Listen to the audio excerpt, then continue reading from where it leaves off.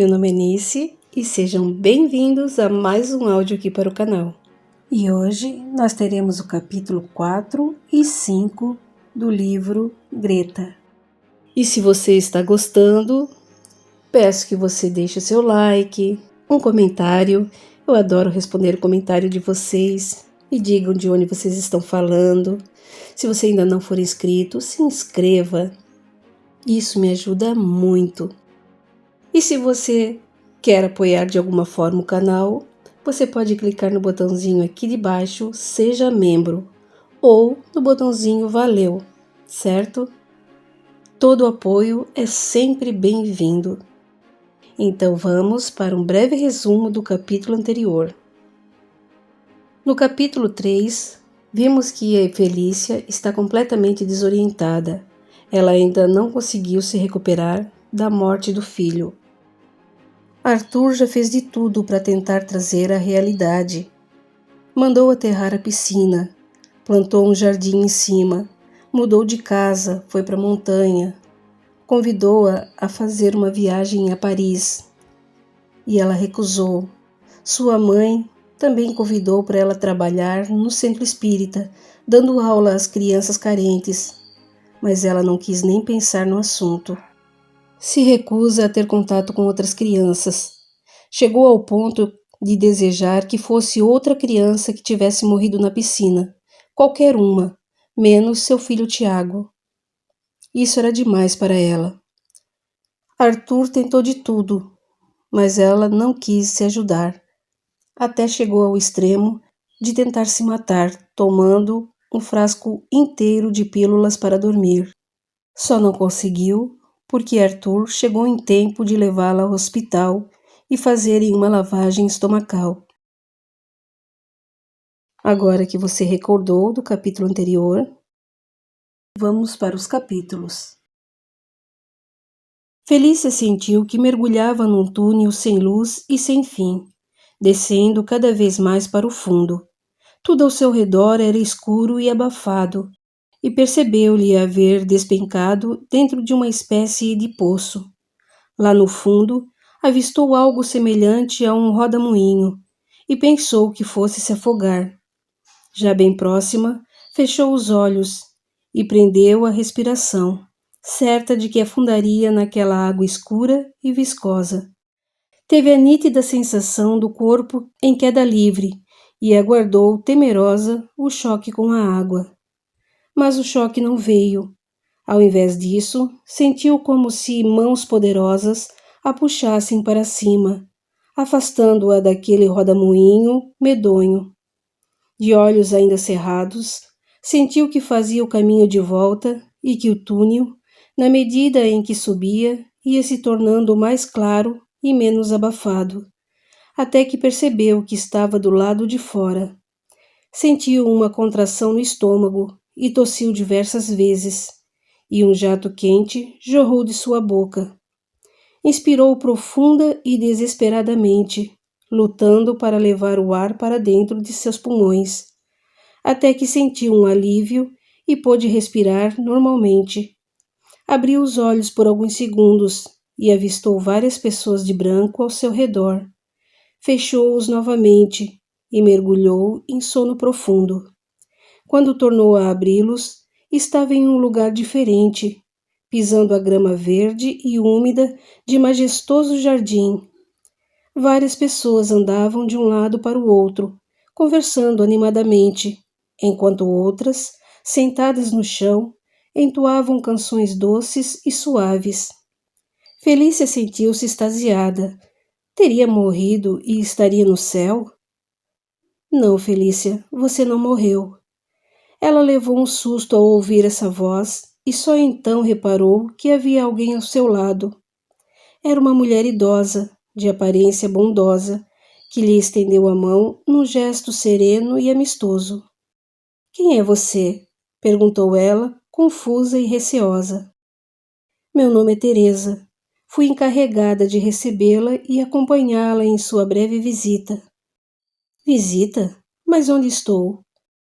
Você está em uma colônia espiritual dedicada aos espíritos que desencarnaram ainda em tenra idade. Espíritos? Mas você disse que eu não estou morta. E não está. Seu corpo, neste exato momento, repousa sobre uma cama de hospital lá embaixo, na cidade material do Rio de Janeiro. Graças a Deus, conseguimos evitar que o suicídio se concretizasse, mas seu espírito foi trazido aqui para alguns esclarecimentos. Não estou entendendo nada. Em breve vai entender. Por favor, acompanhe-me.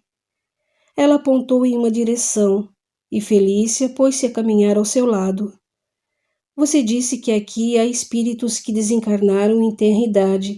Tornou ela, a mente em torvelinho. Sim. Será que meu filho, por acaso, não se encontra por aqui? Teresa parou, impressionada com a rapidez de Felícia. Haviam alcançado um prédio de apenas 2 andares, todo pintado de branco, com janelas em suave tom de azul claro. Antes de lhe dar qualquer informação, respondeu Teresa com ar bondoso. Preciso esclarecê-la sobre alguns aspectos. Que aspectos? Desde que seu filho desencarnou, você vem apresentando uma reação pouco saudável para você e para ele. O seu desespero, o seu apego, a sua relutância em aceitar tem trazido vários transtornos para ambos. Como assim? Pensei que meu filho gostasse de saber que a mãe não o abandonou. Não é bem assim. Ninguém abandonou ninguém. Tiago cumpriu o tempo dele na terra, mas você ainda tem muito a realizar. Só que você se recusa a compreender e aceitar as suas próprias escolhas. Jamais teria escolhido perder um filho com apenas 5 anos. Tiago escolheu desencarnar desse jeito, e você se comprometeu a recebê-lo como filho e dar-lhe amor durante seus 5 anos de existência. E não foi o que eu fiz? Em parte não. Você se apegou a Tiago de tal forma que, ao invés de amá-lo, passou a sufocá-lo. Isso é um disparate. Será que é mesmo? Que bem você pensa que faz a ele, cultuando a sua imagem como se ele ainda estivesse encarnado? Acha que ele se sente bem com seu desespero? Que gosta da forma como você trata o seu marido, o homem que aceitou recebê-lo como filho? Você não tem o direito de me repreender. Não tenho mesmo, e nem foi minha intenção repreendê-la. Trouxe-a até aqui porque você e Tiago merecem ajuda. Estou apenas tentando esclarecê-la para que você e ele deixem de sofrer. Tiago sofre? Mas como, se está morto? Ele não está morto. Deixou a matéria, mas continua com todos os seus sentimentos. Ele sente a dor e a angústia do afogamento? Não é a esse tipo de sentimento que me refiro. O afogamento foi necessário, e Tiago vai aos poucos se libertando daquela sensação desagradável. Mas sofre vendo o seu sofrimento. Como isso é possível? Ele a ama imensamente e se sente preso a você por causa do seu desespero. Quer crescer na espiritualidade, mas sente-se ligado a você e fica indeciso. Por isso, seu corpo fluídico permanece exatamente como quando desencarnou, com a aparência de um menino de 5 anos.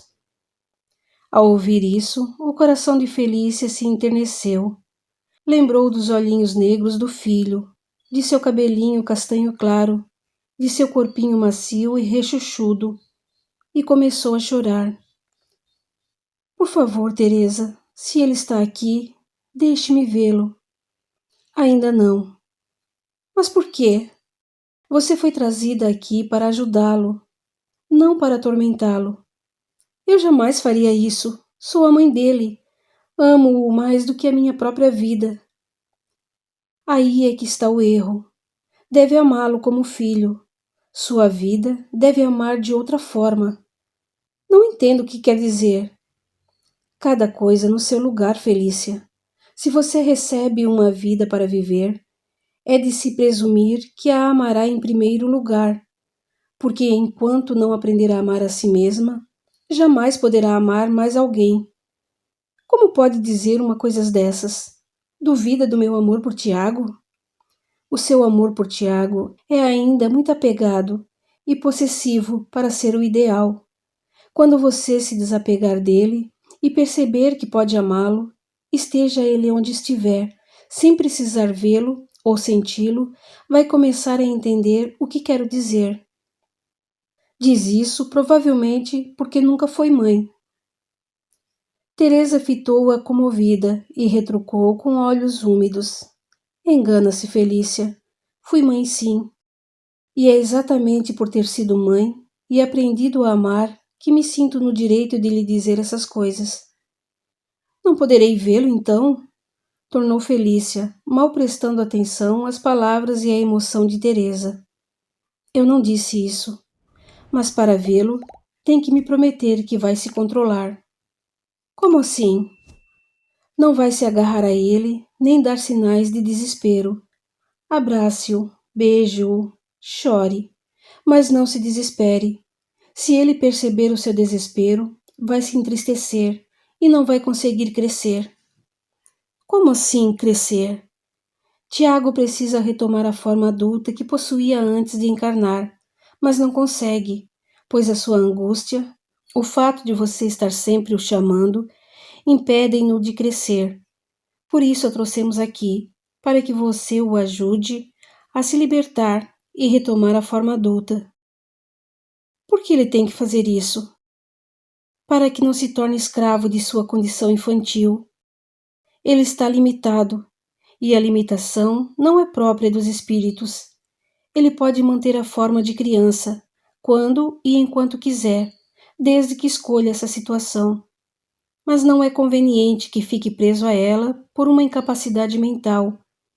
E nesse momento, ainda que quisesse, não poderia retornar à forma adulta. Felícia recomeçou a chorar e Teresa prosseguiu. Então, quer ajudar?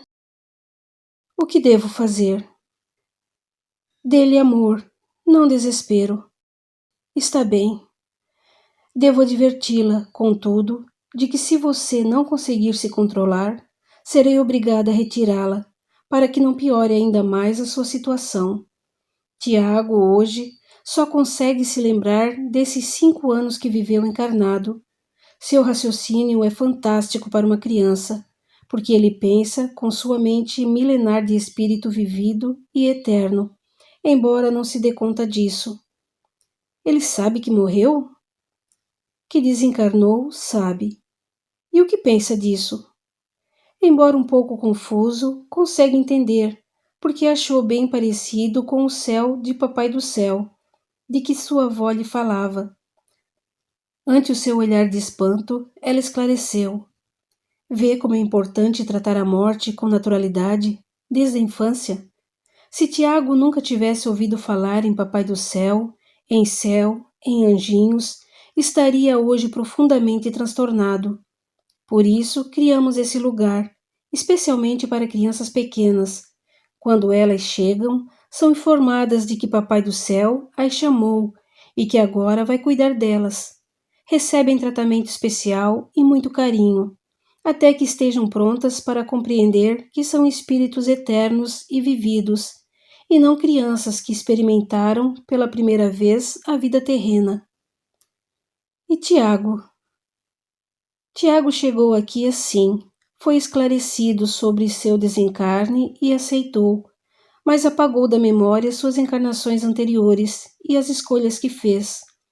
Tornaram a parar diante de uma porta, e Teresa perguntou confiante: Está pronta? Ela aqueceu, o coração aos pulos, quase saltando do peito. Teresa pousou a mão na maçaneta e abriu a porta vagarosamente.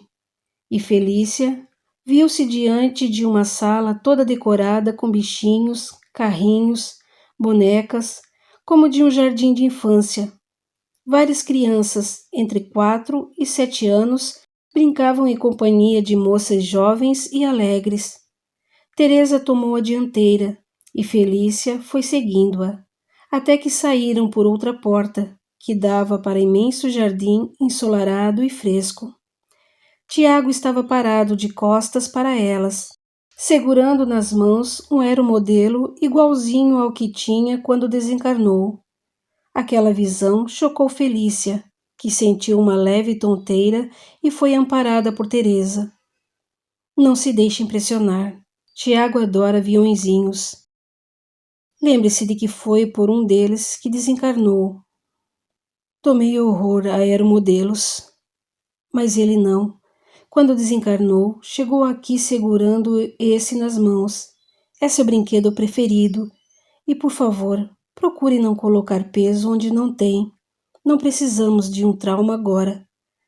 Felícia aqueceu e deu 2 passos à frente, parando bem atrás de Tiago. A moça que o auxiliava com um avião sorriu e apontou para ela, e Tiago se voltou na mesma hora. Mãe! Exclamou com genuína felicidade, atirando-se em seus braços. Ela pensou que fosse desmaiar. Abraçou o filho e pôs-se a chorar. Não sabia se de tristeza, por não poder mais tê-lo ao seu lado, ou de alegria por estar estreitando-o novamente. Durante alguns minutos, permaneceram ali, abraçados, sem que ninguém dissesse ou fizesse qualquer movimento para separá-los. A emoção do momento era grande, e até Teresa enxugou discretas lágrimas de seus olhos.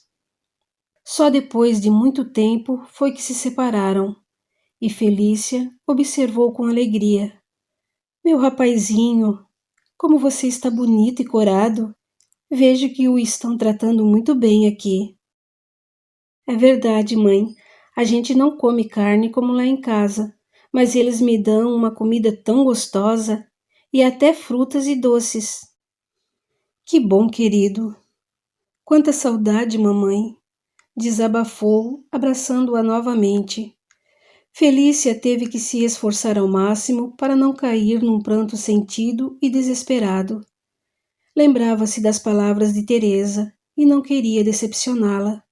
Além disso, tinha medo de que ela a levasse embora e não permitisse mais que voltasse. Bem, interrompeu Teresa suavemente. Vou deixá-los sozinho um pouco. Devem ter muito que conversar. Qualquer coisa, Natália está aqui e pode ajudar. Natália era a moça que cuidava de Tiago. Ela sorriu para Teresa, despedindo-se dela, e se levantou, falando para Felícia. Fique à vontade. Se precisar, é só me chamar. Depois que Natália e Teresa se foram, Felícia deu a mão a Tiago e levou-o para o parquinho, onde havia vários brinquedos cuidadosamente dispostos em fila.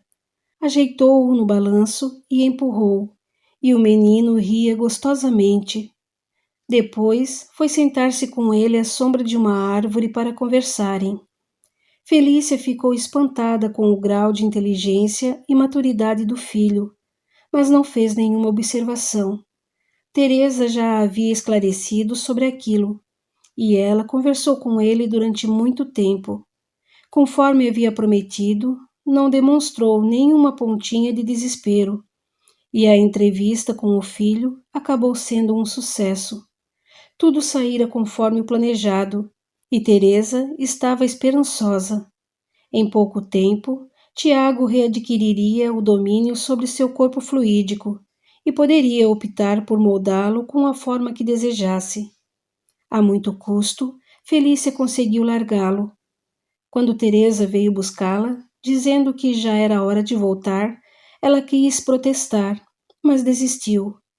O olhar de Teresa lhe dizia que não podia ficar.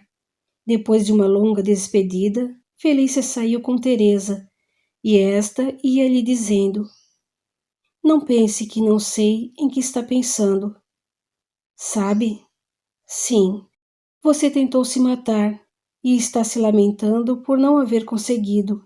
Pensa que se tivesse morrido, estaria aqui com seu filho? Não estaria? Não. Teria caído naquele roda-moinho que você viu e seria muito difícil para nós tirá-la de lá. Ela baixou os olhos acabrunhada e Teresa continuou. Se quer mesmo ajudar seu filho, não pense mais em cometer suicídio. Você vai se complicar e nada poderá fazer por ele. Como é que sabe de tudo isso? Fui eu quem ajudou a evitar que você morresse. Obrigada, murmurou envergonhada. Não precisa agradecer. E agora venha. Vou levá-la de volta ao corpo. Quando acordar, você terá apenas uma vaga lembrança do que aconteceu e pensará que sonhou. Mas procure se lembrar de tudo o que lhe disse. Tente melhorar o humor e pare de se agarrar ao retrato de Tiago. Esqueça as ideias de suicídio e procure se entender com seu marido. Ele é um bom homem e tem sofrido muito com tudo isso. Chegaram ao orbe. Teresa ajudou Felícia a voltar para o corpo. Elevou sentida oração e voltou para o astral. Havia cumprido a primeira parte de sua missão e estava feliz, certa de que Felícia começara a compreender. Capítulo 5. Com a proximidade do Natal, as lojas do centro da cidade fervilhavam de compradores, pessoas animadas e felizes com as compras e as festividades. Nesse clima de alegria, Lourdinha vagava pelas ruas, implorando a misericórdia daqueles que gastavam seus tostões na compra de presentes maravilhosos. Alguns lhe atiravam moedas, outros passavam apressados. Outros ainda murmuravam uma praga qualquer, amaldiçoando o governo e a polícia, que não tomavam nenhuma atitude contra aquela gentalha nojenta. O que não era bem verdade. Quantas e quantas vezes Lourdinha não tivera que correr misturando-se à multidão para fugir dos guardas que ameaçavam levá-la para a prisão? Há muito Lourdinha perdera as esperanças de voltar a levar uma vida decente. Depois de tanto ser escorraçada e humilhada, desistiu de procurar emprego. Acostumou-se à vida de pedinte e perdeu o ânimo para lutar, entregando-se à vadiagem e à mendicância. Fazia mais de um ano que Tiago morrera, e embora a história já houvesse caído no esquecimento, ela acabara se entregando ao conformismo e foi se acostumando a uma situação que passara a ver como irremediável. Naquele dia, o movimento não estava sendo dos melhores. Havia guardas por todos os lados, e era difícil passar sem ser percebida. Fazia um calor sufocante, e o céu dava mostras de chuva. Ainda assim, Lourdinha vagueava para lá e para cá, à espera que alguma alma mais caridosa se apiedasse dela e lhe atirasse alguns níqueis. Ainda não havia comido nada. Enquanto isso, Diniz sentia-se irrequieto em casa.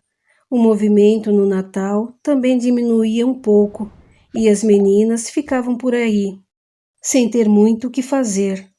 Algumas decoravam a árvore, pendurando bolas e enfeites, enquanto outras espalhavam festões pelas janelas e escadas. Naquela manhã, haviam sorteado o amigo oculto, o que já era uma tradição, e ele tirara uma das garotas, de nome Soraya. Diniz chegou a desconfiar de uma pequena marmelada, pois Soraya vivia dizendo que o amava. Mas desde que ele vira Lourdinha, sentada na grama do aterro, nunca mais conseguira pensar em outra mulher. Dormia com Soraya de vez em quando, mas não a amava. Nem sabia mesmo se amava Lourdinha. Mas o fato era que, há mais de um ano, não conseguia parar de pensar nela. Resolveu sair e fazer umas compras. Precisava de roupas novas para as festas e compraria também o presente da amiga oculta. Já na garagem, ouvia um trovão espocar à distância e olhou para o céu. Ia chover. Pensou em desistir, mas estava aborrecido dentro de casa e ir à rua talvez lhe trouxesse alguma distração. Entrou no automóvel, deu partida e saiu para a rua. Quando chegou ao centro da cidade, o movimento era enorme e ele teve grande dificuldade em encontrar uma vaga para estacionar. Depois de muito custo, conseguiu uma e saiu distraído, olhando as vitrines coloridas e iluminadas. Entrou em várias lojas, comprou roupas esporte e o presente para Soraya. Um conjunto de bijuteria dourada, muito bonito, composto de brincos, colar e pulseiras. Quando estava voltando para tomar o automóvel, carregado de sacolas, uma movimentação estranha chamou sua atenção. Movido pela curiosidade, Diniz se aproximou. Havia uma aglomeração de pessoas paradas em frente a uma loja de artigos femininos, e uma senhora gorda e bem vestida gritava com uma moça caída no chão. Foi ela sim. Tirou-me o pacote da bolsa e quis fugir. A senhora tem certeza? Indagou um guarda, doido para colocar as mãos na moça e levá-la embora. Só pode ter sido ela. Ficou acompanhando-me dentro da loja e esperou que eu saísse só para me roubar. É mentira, gritou a moça, erguendo o rosto cheio de raiva. Pode me revistar se quiser, seu guarda. Não roubei nada. Aposto como passou o embrulho para algum comparsa. Mas que comparsa? Eu não fiz nada. Diniz estava abismado. Enquanto a discussão prosseguia, ficou parado, sem saber o que fazer. Ao ver o rosto da moça, levou um choque. Seria aquela mesma Lourdinha que conhecera um ano atrás e por quem havia perdido noites a fio de sono? Era o que parecia. Ela estava mais magra, suja, os cabelos desgrenhados e a pele viscosa, mas parecia a mesma pessoa. Como podia ser? Quando a conhecera, Lourdinha era uma mulher muito bonita, mas agora estava feia e sem graça, toda maltrapilha e cheirando mal. Enquanto permanecia preso à sua indignação, a voz da mulher continuava esganiçada. Exijo que aprenda, seu guarda. Ela é uma ladra, e lugar de ladra é na cadeia. Ah, isso é que não, berrou Lourdinha tentando fugir. O guarda, porém, foi mais rápido e segurou-a pelo braço, afirmando cheio de autoridade. Não vai a lugar nenhum, mocinha. Daqui vamos direto para a delegacia. Não, não! Gritava Lourdinha, lutando para se soltar. No meio da balbúrdia geral, Diniz acabou acordando de seu torpor e reparou num pequeno embrulho caído no meio da multidão. Era uma caixinha verde, amarrada com um enorme laço de fita vermelho, já meio amassado e roto. Na mesma hora, apanhou desajeitadamente o pacote e deu um passo à frente, exclamando com euforia: Um momento, um momento! Foi caminhando apressado por entre as pessoas, todo atrapalhado com as sacolas, exibindo na mão o embrulho amassado. Por acaso não é isso que procura, madame? Estendeu para a mulher a caixinha verde, e ela abriu a boca numa exclamação muda. É esse o seu pacote, senhora? Indagou o guarda, já cheio daquela confusão. Diniz olhava de soslaio para Lourdinha, que o havia reconhecido e se encolhia toda, envergonhada por estar diante dele naquela situação vexatória. A mulher, meio sem jeito, apanhou o embrulho das mãos de Diniz e o examinou por alguns instantes. Em seguida, abriu-o e olhou seu conteúdo. Efetivamente, era a meia de seda que comprara. Meio sem graça, começou a balbuciar envergonhada. Bem, qualquer um pode se enganar, não é mesmo? É muito fácil se enganar com a vida dos outros, não acha? Rebateu Diniz em tom mordaz. Afinal, não era a senhora que ia para a cadeia, era? A mulher abaixou os olhos, coberta de rubor, e não disse nada. Jogou o embrulho dentro de uma das bolsas, deu um sorriso amarelo para o guarda e virou as costas, sumindo no meio da rua, sem nem uma palavra de agradecimento a Diniz. Diniz fitava Lourdinha com ansiedade, mas o guarda saiu puxando-a, falando de má vontade. Vamos embora, mocinha. Vai passar o resto do dia no Chilindró. Não, soluçou Lourdinha apavorada. Espere um instante, seu guarda. Interrompeu Diniz incisivo. Já não ficou esclarecido que não foi ela quem roubou aquela senhora? Isso não exclui o fato de que ela está mendigando, e é meu dever tirá-la das ruas. Mendigando? O que é isso, seu guarda? Eu conheço a moça. Pode soltá-la. O senhor a conhece? Rebateu o guarda incrédulo. Conheço. Ela trabalha para mim, em minha casa. Não é, Lourdinha? Ela não conseguia dizer nada. Não é, Lourdinha? É, é sim, respondeu, entre atônita e esperançosa. Se ela trabalha em sua casa, redarguiu o guarda, como é que está por aí, vagando, maltrapilha desse jeito? Diniz não sabia o que dizer. Lançou para o policial um olhar de súplica, e ele acabou se convencendo. Ou melhor, desistindo de prender Lourdinha. Não valia a pena mesmo. Soltou o braço dela e empurrou-a na direção de Diniz, finalizando com um ar de autoridade. Pode levá-la se quiser.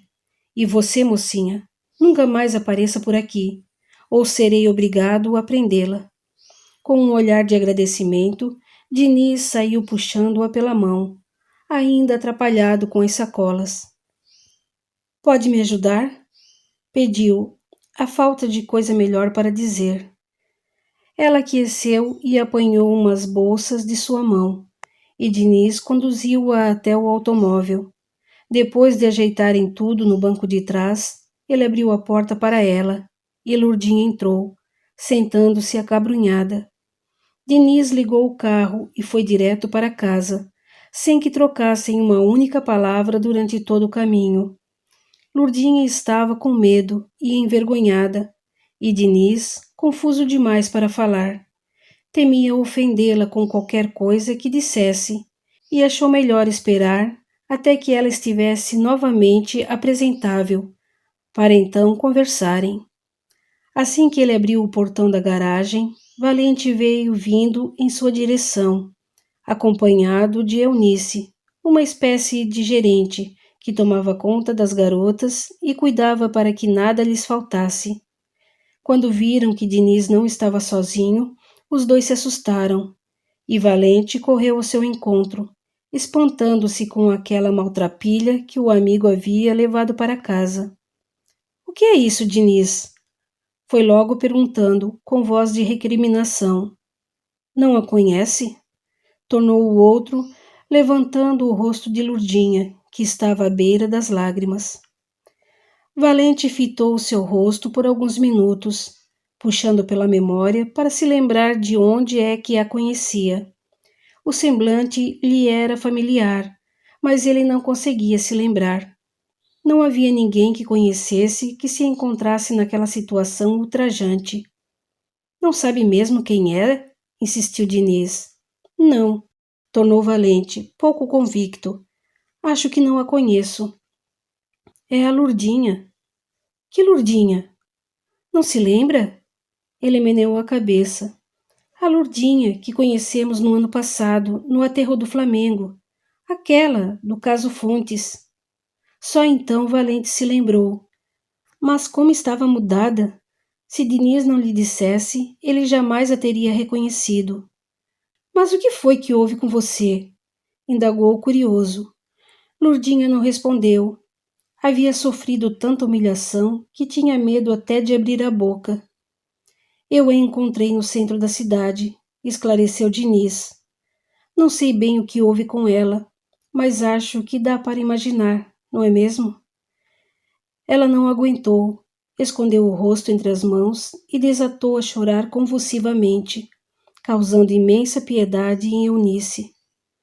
Por que não a deixam comigo? Sugeriu de forma amistosa. Cuidarei dela com carinho, e depois ela mesma lhes contará o que aconteceu. Era uma boa ideia.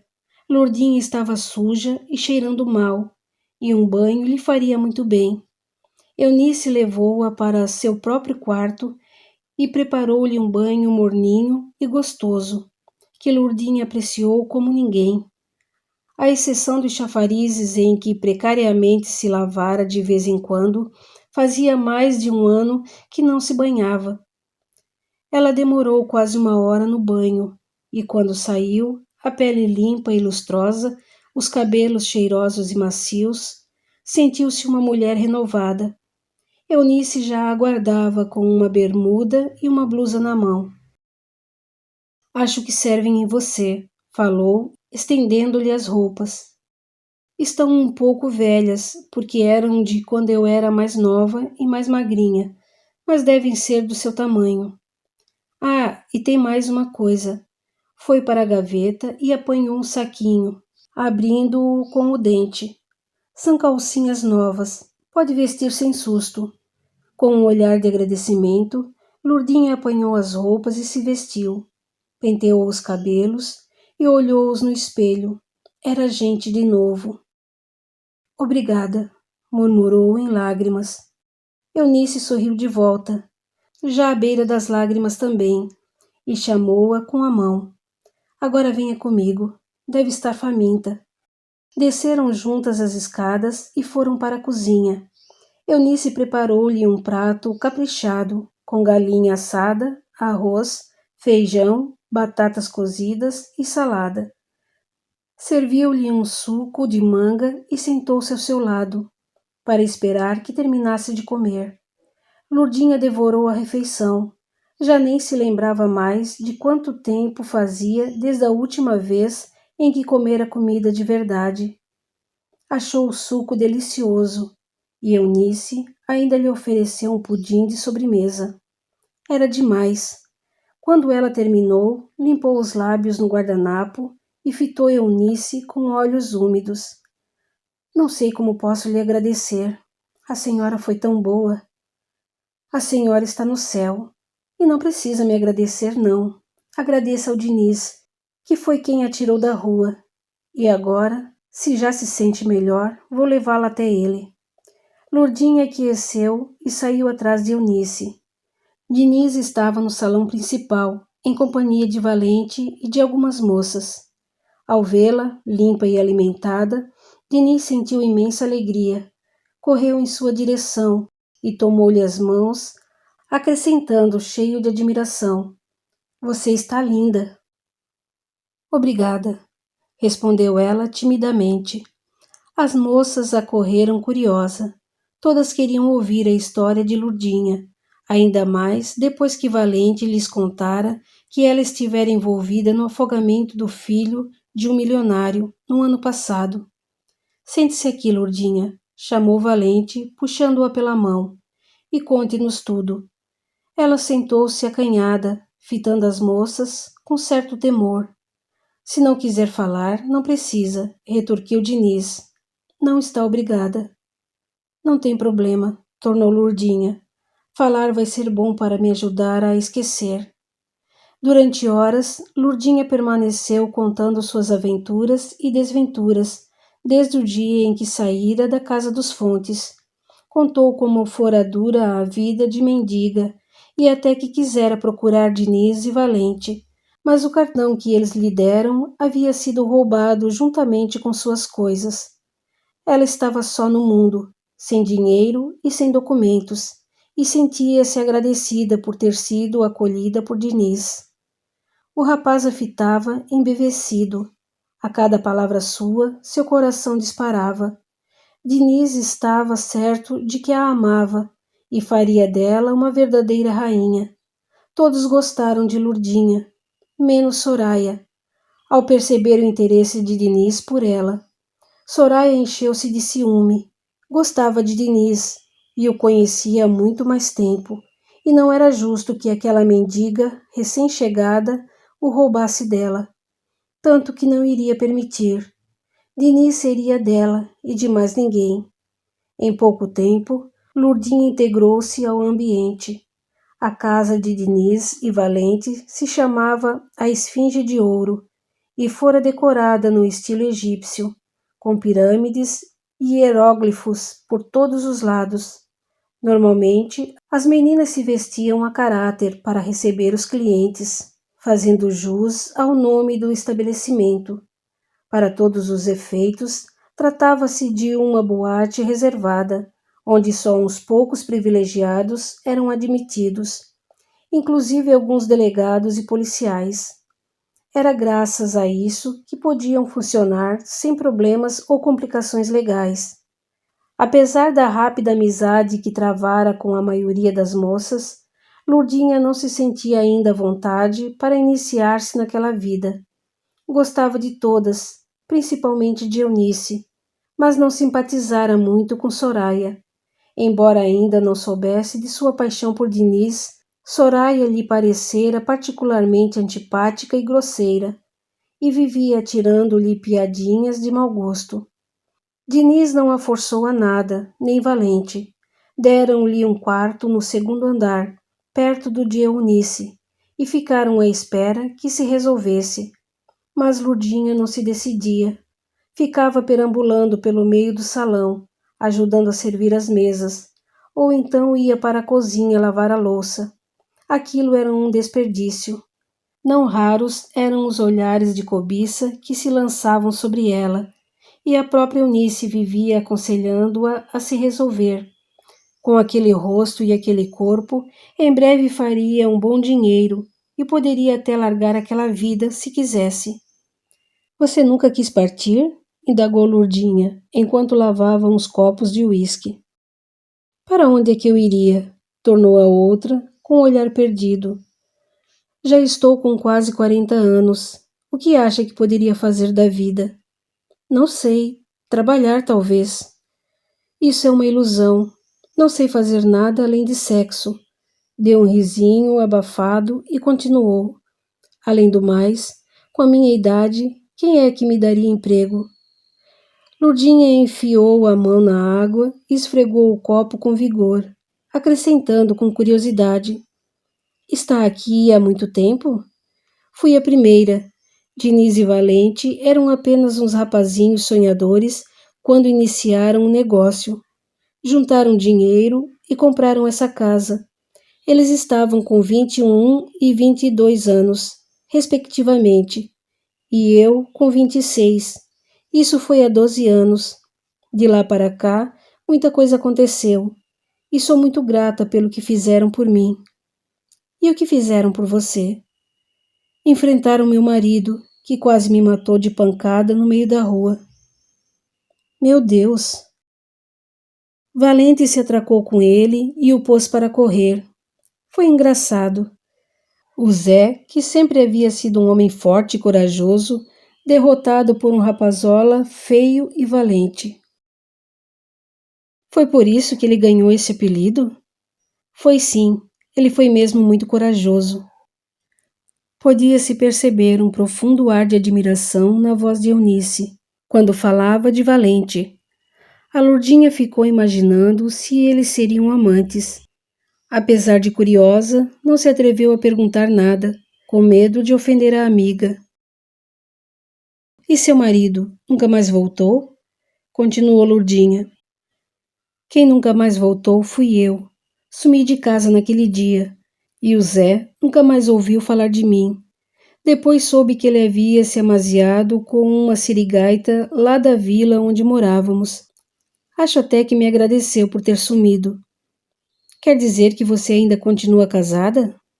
Bem, casada mesmo, de verdade, nunca fui.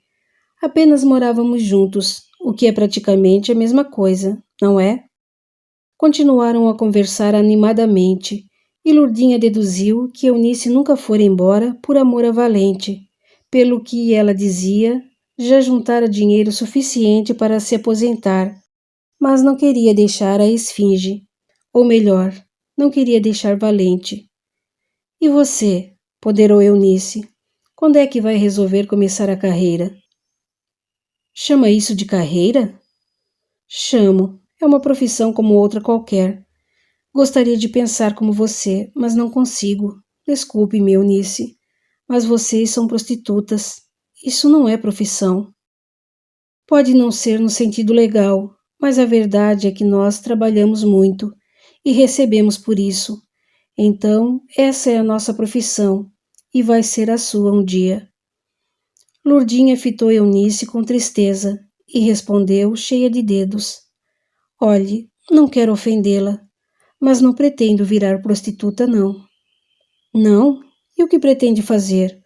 Até quando vai ficar aqui aceitando a caridade de Diniz? Não sei. Não havia pensado nisso. Acha que ele pode me mandar embora?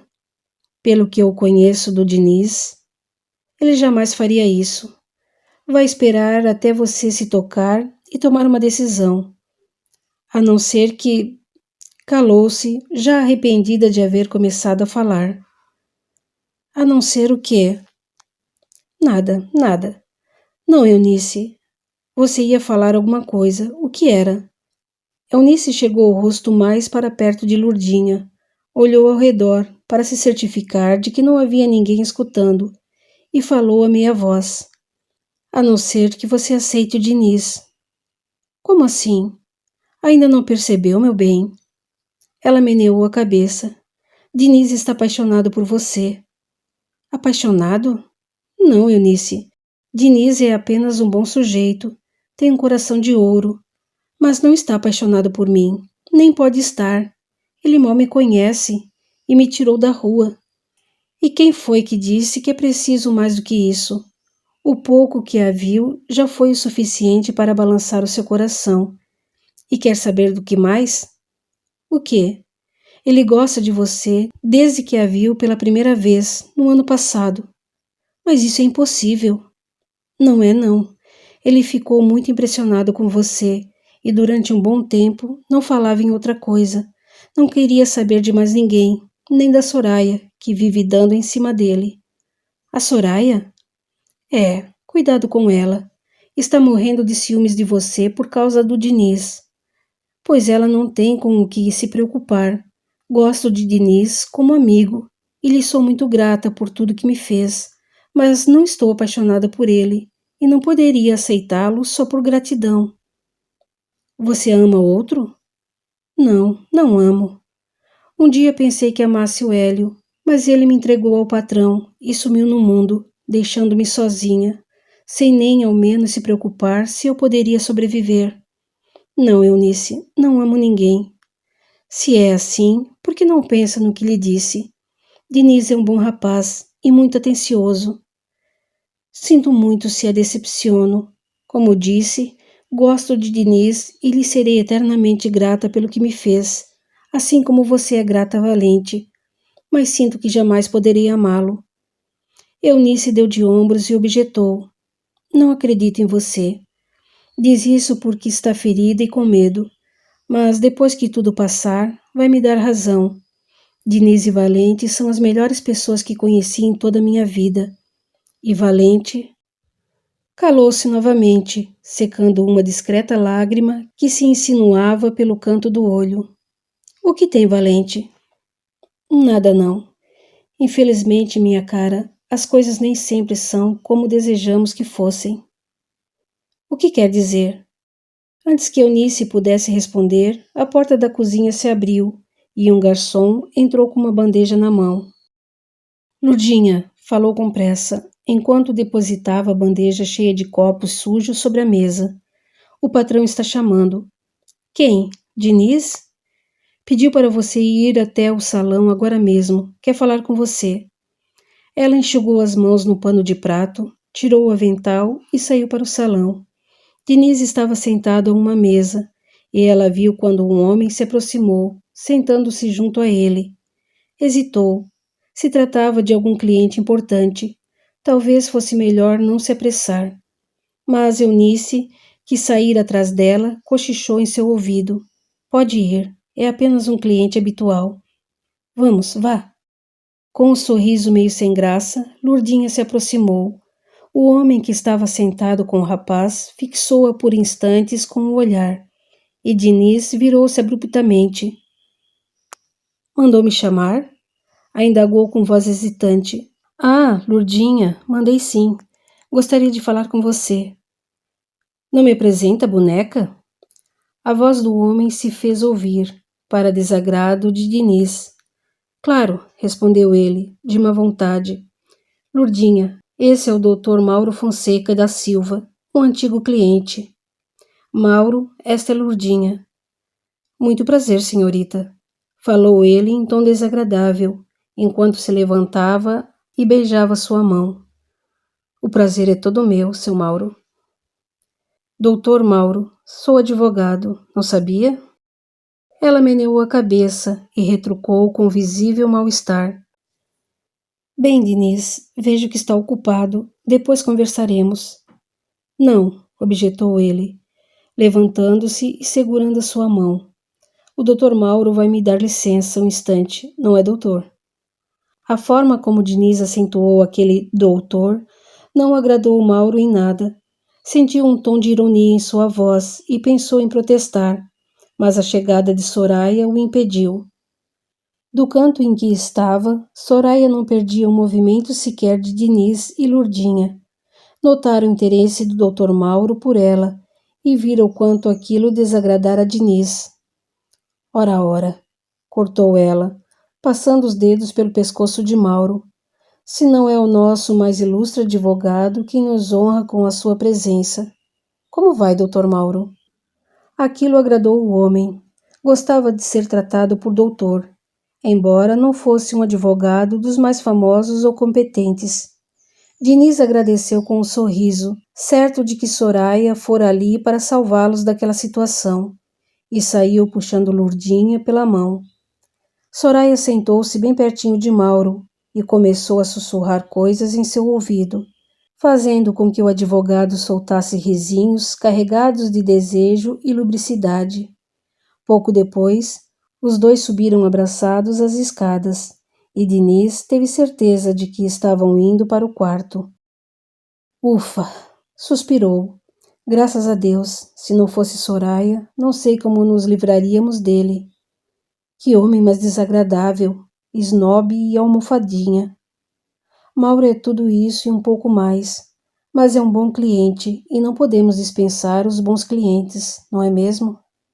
Lurdinha deu um sorriso acanhado, que encantou Diniz. A cada dia sentia-se mais e mais atraído por ela.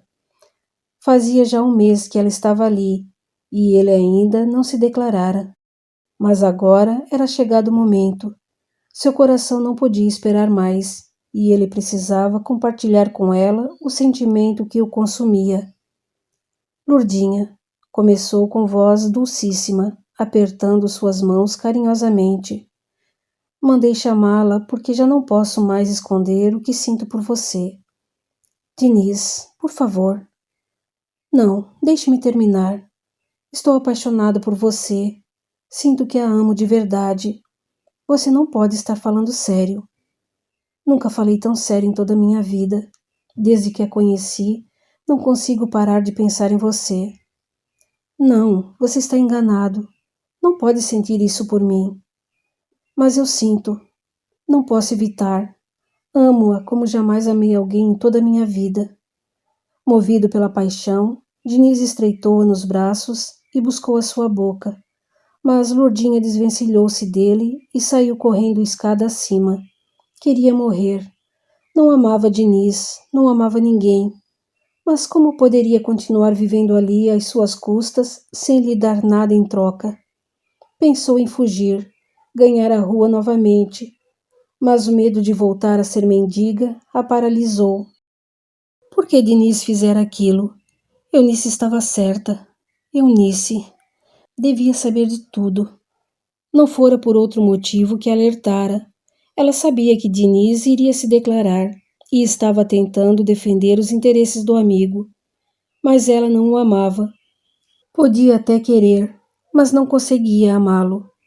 E se entregasse, acabaria presa a ele apenas por um dever de gratidão, sem meios de sair de um relacionamento desagradável. Não, decididamente, Lourdinha precisava fazer alguma coisa. Ou se mudaria dali, ou pagaria pelo seu sustento. E ela já sabia como. Só lhe faltava coragem. Continua no capítulo 6. Até lá!